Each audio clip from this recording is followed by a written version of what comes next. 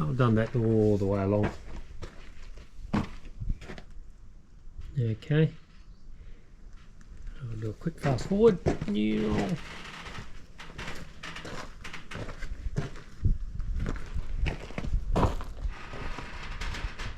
Okay, after that, so that's the chine. I had then gone and worked on the bow to reinforce that.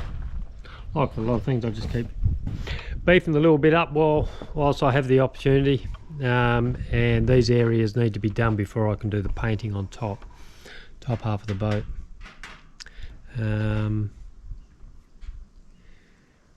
Yeah, so right, we'll just come back into here. So what I've done here for the bow, I've come through. There's a bit of G template. This is a mock-up on the outside. Obviously this has already been done. G template, 10mm pultruded fiberglass. This is all high density fillered, bonded together and then bonded onto the existing bow.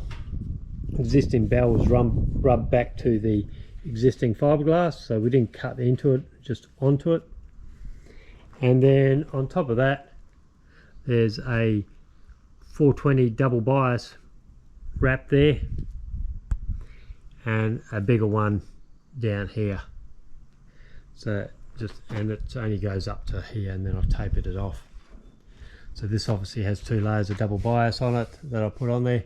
That just makes all this a lot more harder wearing. Whilst I have the opportunity, it's only going to happen once. Here's another side of the mock-up.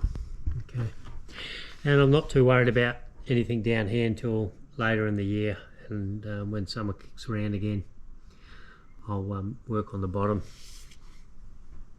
At the moment, it's about me trying to get this area done where the water level is, so that we can paint above it. I have done where the front bridle comes through. That's solid glass there, high density, and that's a G templating behind there. That's all on that's all on the right angle. So you can see that their faces are parallel to each other there and there. So when that bolt goes through up to the bridle, she's solid and all on the correct angle. Okay. Oh, I forgot to explain one bit. With that chine, where previously I had assumed that it was a boot strike that hadn't been done properly. What it actually is, through a bit of research through some of the original build photos and others, I've worked out that when these hulls are built, and obviously people that are building them from you will know this, this lower hull is built upside down, and quite common for people to then copper coat the bottom section of the hull. But so as they got somewhere clean to join the lower to the upper, the copper coat was stopped, say 100mm below. What I suspect has happened, they've then built the rest of the hull, which is glassed over, but instead of putting the 5 or 6 layers of copper coat that were on here on this strip, I believe they just put one. I imagine they only put one. Consequently, over time, this has worn away very quickly and it was never replaced. So then this area became exposed very quickly.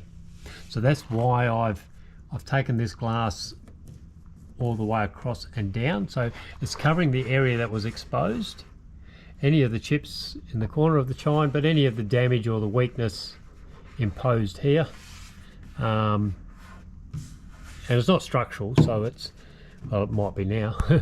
I've gone over it, but it's certainly not going to deteriorate now. I've redone it all, but yeah, so that's why that part was missing. When I redo the water line. It's going to be above the chine line by about 50 or 60 mil at water level from the middle. So if I look at about the middle of the boat, I suppose I'm probably going to come up to about here with the copper coat. Then I'll paint above, and then I won't have a boot stripe, and that whole line will be epoxy. I'm not going to worry about putting separate things on there. Okay. Alright, I think I've explained that. We're coming up to winter now, so although it's been quite warm for winter, but we're coming up to winter, so we have high humidity, so that's hence why I can't go headlong into painting. I have some courses I've got to go to. I'm off to one next week up to the sail training to do a coxswain's course for a couple of weeks, and of course I've got the rest of the school year to keep teaching, so that'll chew up most of my winter.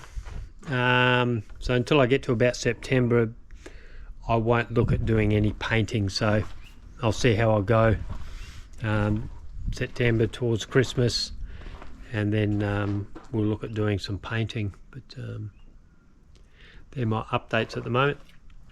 Obviously I've got some welding to do on the chain plates. I'll get some assistance with that, being that it's stainless steel. It'll all be done professionally. And